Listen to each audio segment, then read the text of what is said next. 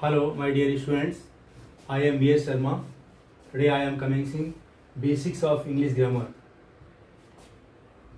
It is useful for all the students, common people, and office-going males and females.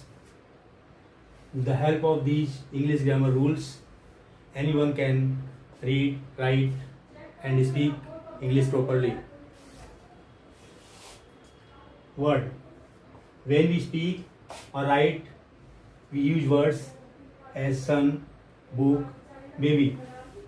किसी भी भाषा में जब हम बोलते हैं या कुछ लिखते हैं तो हम शब्दों का प्रयोग करते हैं, जैसे यहाँ किया गया है sun, book, baby. Phrase.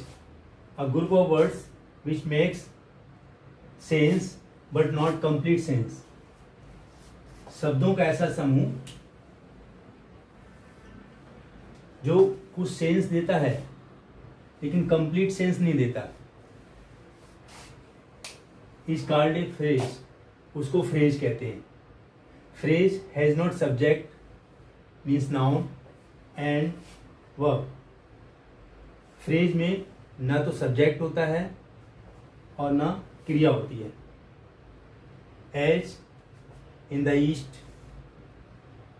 of great beauty with snow on a wall. All these are phrases. ये जो फ्रेज हैं इनमें आप देखेंगे ना तो कहीं सब्जेक्ट है, इसको कर्ता कहते हैं, डूअर, काम का करने वाला, और ना ही कहीं वर्ब है. दो या दो से अधिक शब्दों के एक समूह को फ्रेज कहते हैं. Clause. A group of words which makes part of a sentence and contains a subject and a predicate is called a clause. एक ऐसा शब्दों का समूह जो किसी एक सेंटेंस का पार्ट होता है, भाग होता है, और जिसमें सब्जेक्ट भी होता है और प्रेडिकेट भी होता है, उसे कहते हैं क्लॉज. प्रेडिकेट में दो भाग आ जाते हैं, वर्ब और ऑब्जेक्ट. क्लॉज मे बी और may not be complete independent sentence. Clause उपवाक्य जिसको कहते हैं, एक सेंटेंस का पार्ट होता है. ये कभी कभी कंप्लीट सेंटेंस हो भी सकता है और कभी कभी कंप्लीट सेंटेंस नहीं भी हो सकता है. ये आगे चल के बताएंगे. ये एक बहुत बड़ा चैप्टर है. क्लॉज कितने प्रकार के होते हैं, क्लॉज कैसे इंडिपेंडेंट होता है या कैसे डिपेंडेंट होता है. यहां पर एग्जांपल दिया है, he has a chain which is made of gold. उसके पास एक चेन है जो सोने की बनी हुई है.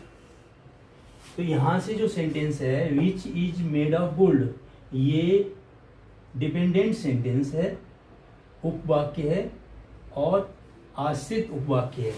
ये निर्भर करता है इस मेन वाक्य पर. ये मेन सेंटेंस है, मेन क्लॉज है जिसको कहते हैं. ही हैज ए चेन, इसका एक कंप्लीट अर्थ निकल रहा है, और केवल इसका अर्थ निकाला जाए which is made of gold, जो सोने की बनी हुई है, तो इसका कंप्लीट अर्थ नहीं निकलता. इसलिए ये सेंटेंस इस पे डिपेंड करता है, जबकि विच इसमें सब्जेक्ट है और आगे का प्रेडिकेट है जिसमें क्रिया कर्म दोनों आ जाता है. कहने को सेंटेंस है लेकिन अधूरा सेंस दे रहा है, कंप्लीट सेंस नहीं दे रहा है. कंप्लीट सेंस देने के लिए, पूरा अर्थ देने के लिए इसे मुख्य सेंटेंस, मेन क्लॉज या प्रिंसिपल क्लॉज या मेन सेंटेंस, इस पर डिपेंड होना पड़ रहा है. He has a chain.